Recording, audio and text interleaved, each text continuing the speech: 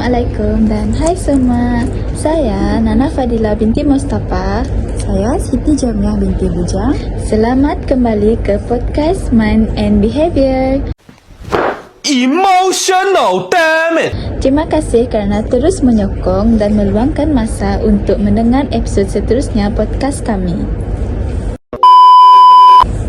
Dalam episod 1, kumpulan kami telah membincangkan konsep asas memori dalam kognitif psikologi, termasuk bagaimana maklumat melalui proses encoding, storage and retrieval. So, korang kena tengok episod 1 dulu baru tengok episod 2, okey? Okey, untuk episod 2 kita akan buat deep and dive dengan melihat bagaimana memori ini berfungsi dalam dunia sebenar melalui contoh kehidupan seharian dan juga case study yang sering digunakan dalam kajian kognitif psikologi. Contoh dunia sebenar ialah memori dalam kehidupan seharian kita. Dalam kehidupan seharian, kita sebenarnya menggunakan memori hampir setiap masa, walaupun kita jarang menyedarinya. Sebagai contoh, apabila kita memandu,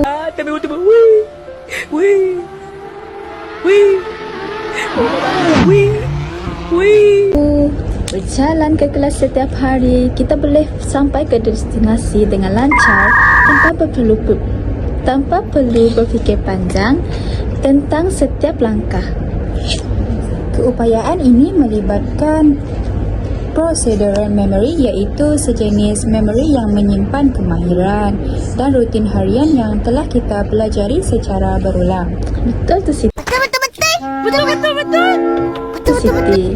Kalau procedural memory tidak wujud, mungkin setiap pagi kita perlu berfikir semula langkah demi langkah untuk buat perkara asas, dan itu tentu sangat memenatkan.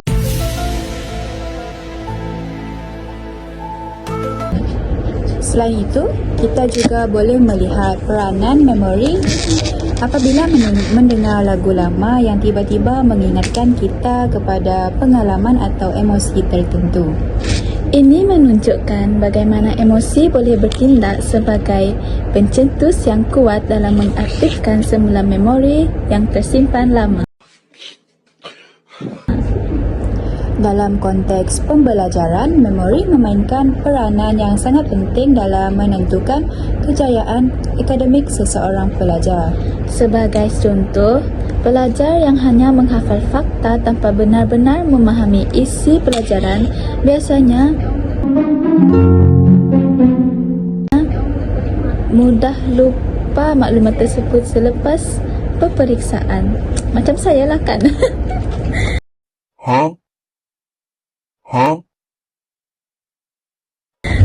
Hal ini berlaku kerana maklumat tersebut tidak diproses dengan mendalam dan tidak disimpan dengan kukuh dalam long-term memory.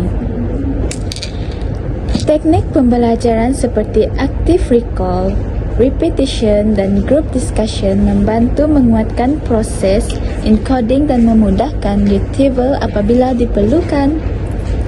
Sebab itulah belajar secara berperingkat dan konsisten lebih berkesan berbanding belajar saat akhir, walaupun realitinya ramai pelajar masih bergantung kepada last minute study. Nice. Sekarang, mari kita lihat satu case study yang sangat terkenal dan penting dalam kognitif psikologi, iaitu case pasien HMM. Pesakit HM menjalani pembedahan otak yang menyebabkan kerosakan pada bahagian yang dikenali sebagai hippocampus, iaitu struktur otak yang sangat penting dalam pembentukan memori jangka panjang. Akibat kerosakan tersebut, beliau tidak mampu membentuk new long-term memories walaupun memori jangka pendeknya masih berfungsi dengan baik.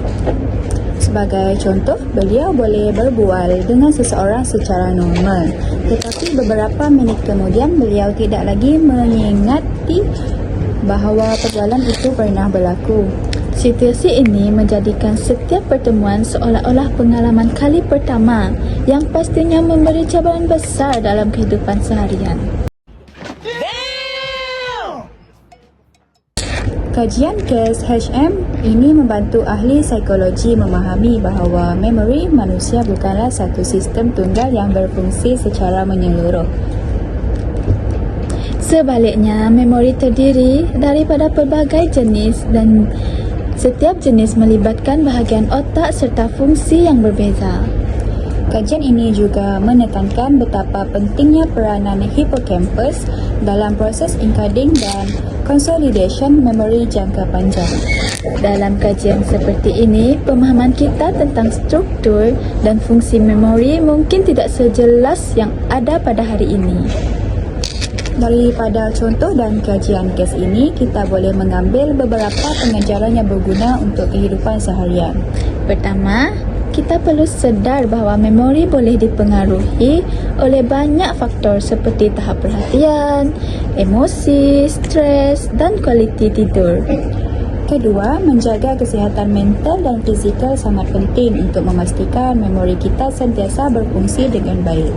Bagi pelajar khususnya, mengamalkan teknik belajar yang berkesan dan konsisten akan membantu meningkatkan keupayaan mengingat dalam jangka masa yang panjang. Sebagai kesimpulan, memori memainkan peranan yang sangat besar bukan sahaja dalam pembelajaran tetapi juga dalam kehidupan seharian manusia. Melalui real world example dan case studies, kita dapat memahami konsep memori dengan lebih mendalam dan realistik. Terima kasih kerana mendengar episod 2 podcast Mind and Behavior. Kami harap episod ini dapat membantu anda memahami topik memori dalam kognitif psikologi dengan lebih jelas dan menyeluruh. Okay. Thank you and bye.